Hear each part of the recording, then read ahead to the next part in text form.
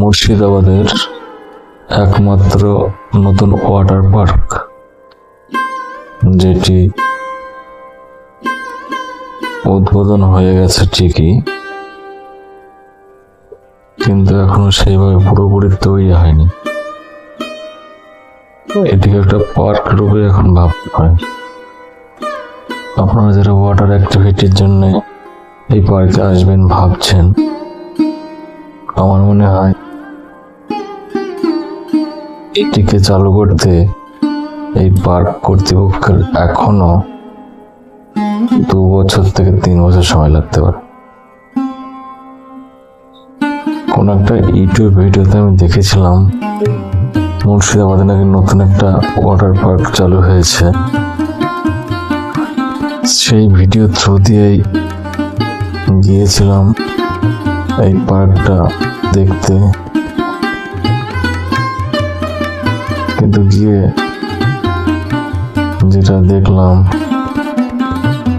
Park এখন মেইনটেনেন্সে চলছে। পার্কের ভিতরে কাজ রানিং আছে, শুধুমাত্র পার্ক হিসাবে এটাকে এখন ধরে নিতে পারে। এই দেখুন, এটা একটা টয় ট্রেন।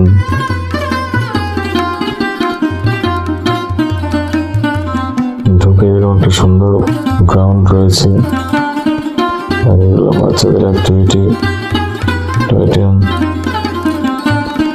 চালানোর জন্য কোনো লোক নাই, বাচ্চারাও নাই।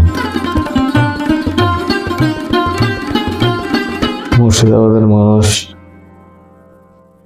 একটা ভুল ইনফরমেশন দিয়ে বা পার্ক কর্তৃপক্ষটা ভুল ইনফরমেশন দিয়ে এই পার্কটিকে মানুষের মনে জায়গা করে নেওয়ার চেষ্টা করেছিল, কিন্তু আমি যেটা দেখলাম, ওয়াটার পার্ক এটাকে কোনোভাবে বলা যায় না। এটা একটা প্লেন পার্ক হিসাবে এখন মানুষ নিতে পারবে। তো ভবিষ্যতে এই পার্কটা ওয়াটার পার্কের কিছু অ্যাক্টিভিটি নিশ্চয়ই পার্ক কর্তৃপক্ষ দেওয়ার চেষ্টা করবে, যেটা আপনাদের এই ভিডিওর শেষে আমি দেখানোর চেষ্টা করব। কিছু ওয়াটার অ্যাক্টিভিটির কার্যকলাপ এখানে চলছে। এই দেখুন, এগুলো ওয়াটার অ্যাক্টিভিটি আন্ডার কনস্ট্রাকশন।